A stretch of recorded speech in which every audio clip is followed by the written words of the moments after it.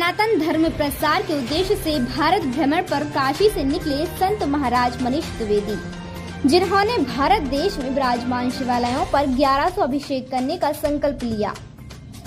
संकल्पित महाराज शिवालय पहुँच कर रहे शिव अभिषेक, सनातनियों को कर रहे हैं सनातन के प्रति प्रेरित। महाराज मनीष द्विवेदी मुख्यतः एमपी के बर्री घाट तहसील ग्यारसपुर के जन्मे हैं। ग्यारसपुर का नाम ग्यारसपुर कैसे पड़ा, आइए जानते हैं महाराज मनीष द्विवेदी से।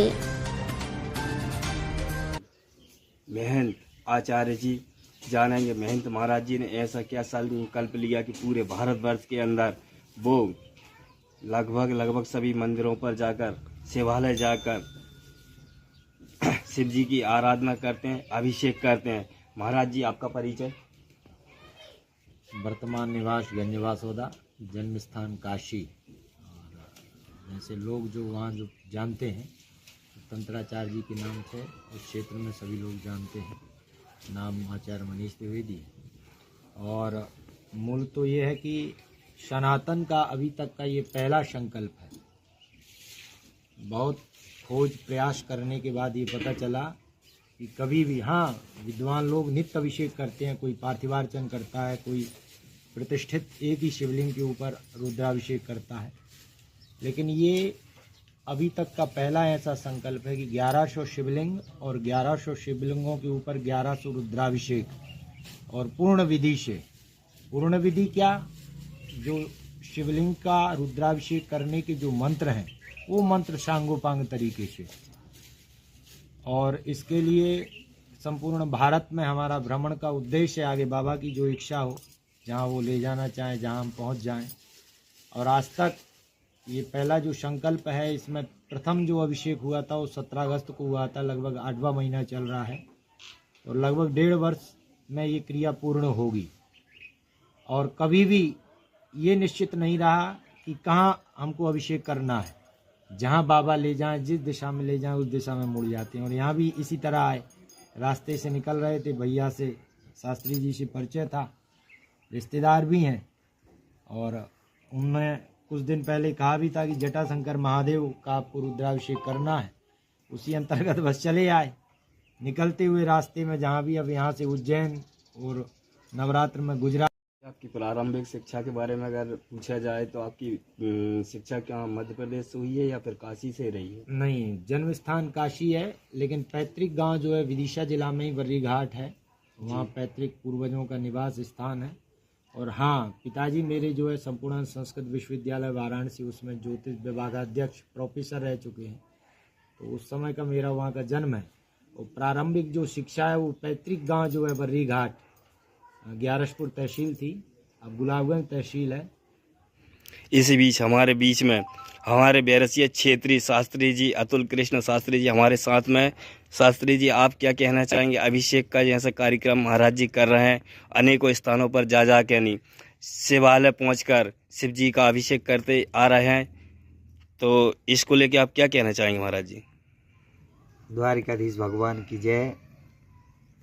आज मुझे ऐसा लग रहा है कि आपने सुना होगा कि हमेशा प्यासा व्यक्ति कुएं के पास जाता है।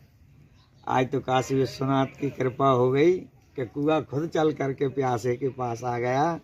और हमारे जटाशंकर महादेव, उनकी दया से हमें ये सौभाग्य प्राप्त हुआ कि जो वाराणसी में अध्ययनरत, जिनके द्वारा मैं तो उन्हें देखता रहता हूँ और उनको देखता क्या हूँ, उनके चरित्र को देख करके, समझ करके, और कोशिश ये करता हूँ कि महादेव की किसी प्रकार इनको देख करके भक्ति कर सकूँ।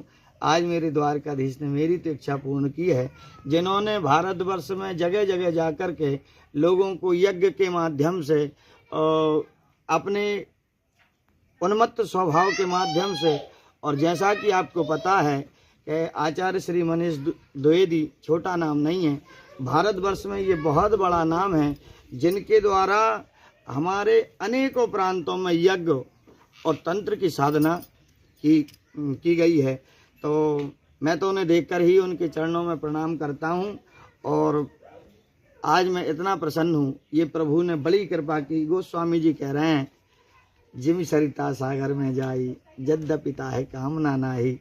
हमें तो कामना केवल महादेव की इतनी है कि भाई साहब का जो संकल्प है आचार्य जी का 1100 शिवलिंगों पर जाकर के 1100 रुद्र महाअभिषेक करना, उसमें एक रुद्राभिषेक आज जटाशंकर महादेव का हमारी जन्मस्थली ग्राम हिमोनी में हुआ है।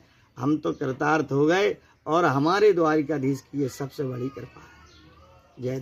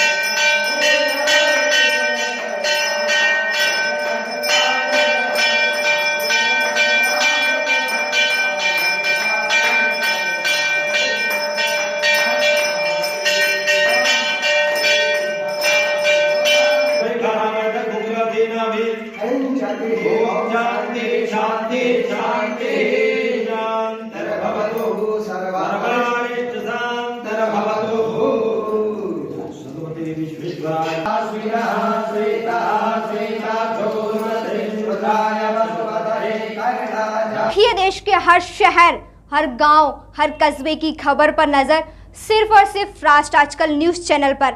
अगर आप हमारा चैनल YouTube पर देख रहे हैं तो चैनल को सब्सक्राइब करें और बेल आइकन जरूर दबाएं ताकि आपको मिल सके लेटेस्ट अपडेट। और अगर आप हमारा चैनल Facebook पर देख रहे हैं तो चैनल को लाइक करें, शेयर करें और कमेंट्स जरूर करें। और अगर आप पत्रकारिता के क्षेत्र में अपना करियर बनाना चाहते हैं तो जुड़े राष्ट्र आजकल न्यूज चैनल से।